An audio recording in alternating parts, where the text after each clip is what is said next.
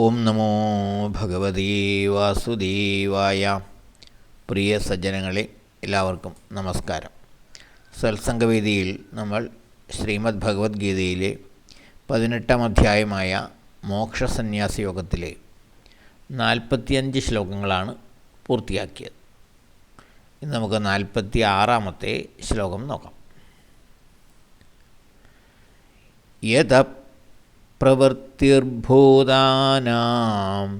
യേന സർവമിദം തതം സ്വകർമ്മണാദമഭ്യർച്ച്യ സിദ്ധിം വിന്ദതി മാനവാ.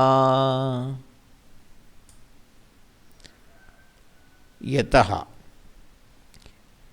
ആരുടെ ഇച്ഛയാൽ, ഭൂതാനാം ഭൂതജാലങ്ങളുടെ, പ്രവൃത്തി കർമ്മങ്ങൾ പ്രവൃത്തികൾ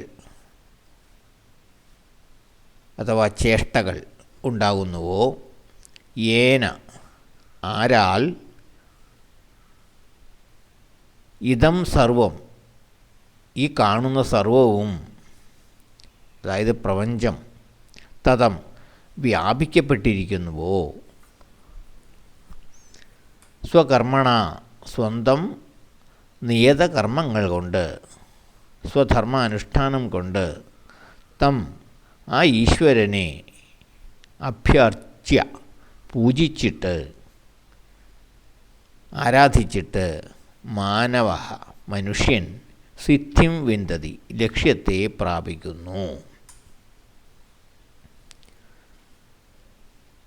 ആരുടെ ഇച്ഛയാൽ ഭൂതജാലങ്ങളുടെയെല്ലാം കർമ്മങ്ങൾ ഉണ്ടാകുന്നുവോ, ആരാൽ ഈ പ്രപഞ്ചം മുഴുവനും വ്യാപിക്കപ്പെട്ടിരിക്കുന്നുവോ, ആ ഈശ്വരനെ സ്വന്തം നിയതകർമ്മങ്ങൾ കൊണ്ട് അഥവാ സ്വധർമാനുഷ്ഠാനം കൊണ്ട് ആരാധിച്ചിട്ട് അഥവാ പൂജിച്ചിട്ട് മനുഷ്യൻ ലക്ഷ്യത്തെ പ്രാപിക്കുന്നു.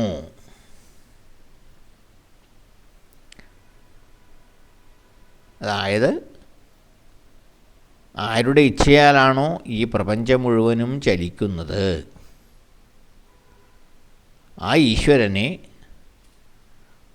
തൻ്റെ നിയതമായ കർമ്മങ്ങൾ കൊണ്ട് പൂജിച്ചിട്ട്, അതായത് സ്വധർമ്മങ്ങൾ ഈശ്വരപൂജയായി